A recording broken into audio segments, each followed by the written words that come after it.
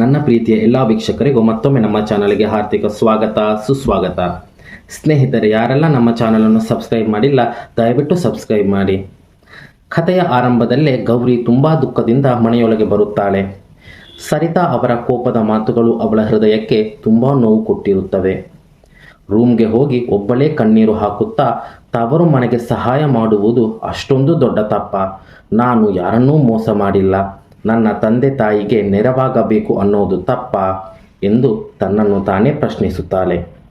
ನಿಜ ಹೇಳಬೇಕೆಂದರೆ ಹಸಿದವರಿಗೆ ಒಂದು ತುತ್ತು ಊಟ ಕೊಡುವುದು ಎಷ್ಟು ಪುಣ್ಯವೋ, ಸಂಕಷ್ಟದಲ್ಲಿರುವ ತಂದೆ ತಾಯಿಗೆ ಕೈ ಹಿಡಿಯುವುದು ಅಷ್ಟೇ ದೊಡ್ಡ ಧರ್ಮ.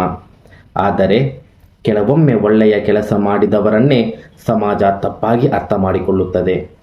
ಗೌರಿಯ ಪರಿಸ್ಥಿತಿಯು ಅದೇ ಆಗಿದೆ. ಗೌರಿ ಒಂದು ದೊಡ್ಡ ನಿರ್ಧಾರ ಮಾಡುತ್ತಾಳೆ. ನನ್ನಿಂದ ಈ ಮನೆಯ ಮರ್ಯಾದೆಗೆ ಧಕ್ಕೆ ಬಂದಿದೆ. ಎಲ್ಲರೂ ಹೇಳುತ್ತಿದ್ದಾರೆ, ಹಾಗಾದರೆ ಅದೇ ಮರ್ಯಾದೆಯನ್ನು ನಾನು ಮತ್ತೆ ತಂದುಕೊಡುತ್ತೇನೆ ಎಂದು ಕಣ್ಣೀರನ್ನು ಒರೆಸಿಕೊಂಡು ಧೈರ್ಯದಿಂದ ಹೊರಡುತ್ತಾಳೆ. ಈ ಕ್ಷಣವೇ ಗೌರಿಯ ವ್ಯಕ್ತಿತ್ವ ಎಷ್ಟು ದೊಡ್ಡದು ಅನ್ನೋದನ್ನು ತೋರಿಸುತ್ತದೆ. ಬಿದ್ದವನು ಸೋತವನಲ್ಲ, ಬಿದ್ದು ಮತ್ತೆ ಎದ್ದು ನಿಲ್ಲುವವನೇ ನಿಜವಾದ ಗೆದ್ದವನು ಎನ್ನುವ ಮಾತಿಗೆ ಗೌರಿ ಜೀವಂತ ಉದಾಹರಣೆ.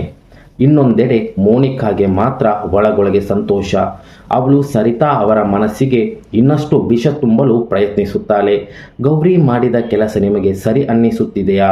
ಮನೆಯ ಸೊಸೆಯಾಗಿದ್ದವಳು ಮನೆಯ ಗೌರವ ಹಾಳು ಮಾಡಿದಳು ಎಂದು ಪದೇ ಪದೇ ಕೆಣಕುತ್ತಾಳೆ. ಬೆಂಕಿ ಹೊತ್ತಿರುವ ಜಾಗಕ್ಕೆ ತುಪ್ಪ ಸುರಿದಂತೆ ಮೋನಿಕಾಳ ಮಾತುಗಳು ಸರಿತಾ ಅವರ ಕೋಪವನ್ನು ಇನ್ನಷ್ಟು ಹೆಚ್ಚಿಸುತ್ತವೆ.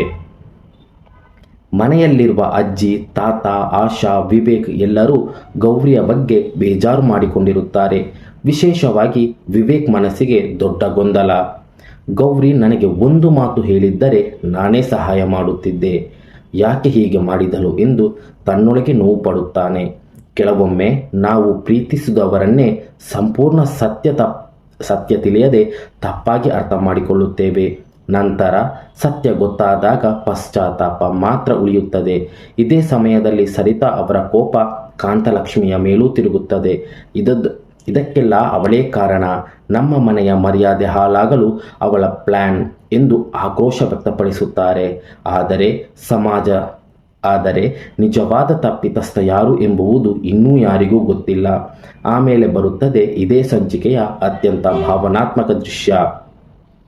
ಗೌರಿ ನೇರವಾಗಿ ನ್ಯೂಸ್ ಚಾನೆಲ್ ಕಚೇರಿಗೆ ಹೋಗುತ್ತಾಳೆ. ಅಲ್ಲಿ ಎಲ್ಲರ ಮುಂದೆ ಧೈರ್ಯವಾಗಿ ಮಾತನಾಡುತ್ತಾಳೆ. ದಯವಿಟ್ಟು ನನ್ನ ಮಾತು ಕೇಳಿ. ದೀನಬಂಧು ಅವರ ಮನೆ ನನ್ನನ್ನು ಯಾವತ್ತೂ ಹಿಂಸೆ ಮಾಡಿಲ್ಲ. ಅವರು ನನ್ನ ಕೆಲಸಕ್ಕೆ ಕಳುಹಿಸಿಲ್ಲ. ನನ್ನ ತವರು ಮನೆಗೆ ಸಹಾಯ ಮಾಡಿದ್ದು ನನ್ನ ಸ್ವಂತ ನಿರ್ಧಾರ. ಆ ಮನೆಯವರು ದೇವರಂತವರು. ಅಂತಹ ಮನೆಗೆ ನಾನು ಸೊಸೆಯಾಗಲು 7 ಜನ್ಮದ ಪುಣ್ಯ ಮಾಡಿದ್ದೇನೆ. ನೀವು ಸತ್ಯ ತಿಳಿಯದೆ ಅವರ ಬಗ್ಗೆ ತಪ್ಪಾಗಿ ಸುದ್ದಿ ಹರಡಿಸಿದ್ದೀರಿ.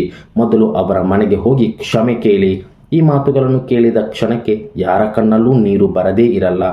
ಸತ್ಯಕ್ಕೆ ಸಮಯ ಬೇಕಾಗಬಹುದು, ಆದರೆ ಸತ್ಯ ಯಾವತ್ತೂ ಸೋಲುವುದಿಲ್ಲ ಅನ್ನೋದನ್ನು ಗೌರಿ ಮತ್ತೊಮ್ಮೆ ಸಾಬೀತು ಮಾಡುತ್ತಾಳೆ. ಈ ಸುದ್ದಿಯನ್ನು ಟಿವಿಯಲ್ಲಿ ನೋಡಿದ ವಿವೇಕ್ ಸಂಪೂರ್ಣವಾಗಿ ಬದಲಾಗುತ್ತಾನೆ.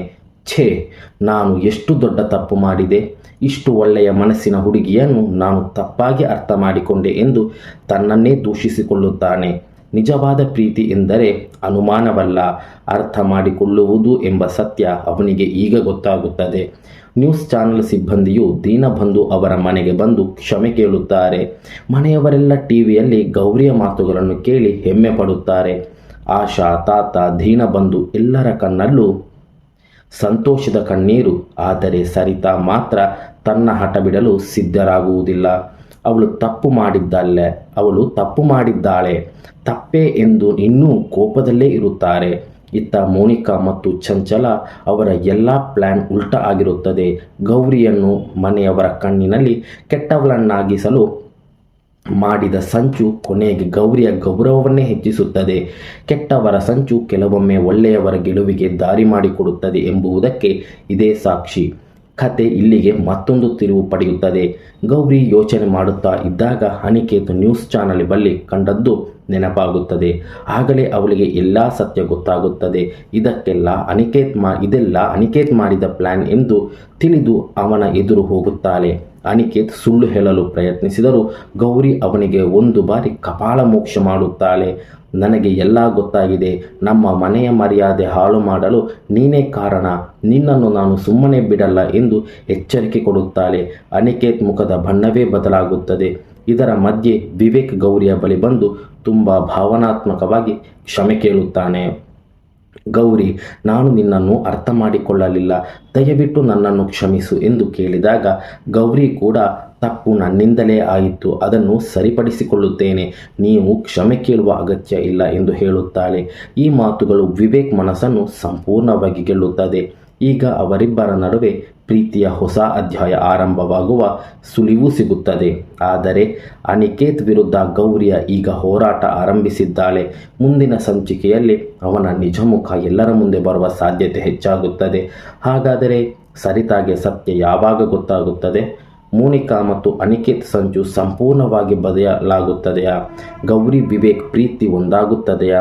ಈ ಎಲ್ಲ ಪ್ರಶ್ನೆಗಳಿಗೆ ಉತ್ತರ ಮುಂದಿನ ಸಂಚಿಕೆಗಳಲ್ಲಿ ಸಿಗಲಿದೆ. ವಿಡಿಯೋ ನಿಮಗೆ ಇಷ್ಟವಾಗಿದ್ದರೆ ದಯವಿಟ್ಟು ಲೈಕ್ ಮಾಡಿ, ಸಬ್ಸ್ಕ್ರೈಬ್ ಮಾಡಿ, ನಿಮ್ಮ ಅಭಿಪ್ರಾಯವನ್ನು ಕಮೆಂಟ್ನಲ್ಲಿ ತಿಳಿಸಿ. ನಮ್ಮ ಚಾನಲ್ಗೆ ಬಂದದ್ದಕ್ಕೆ ಧನ್ಯವಾದಗಳು.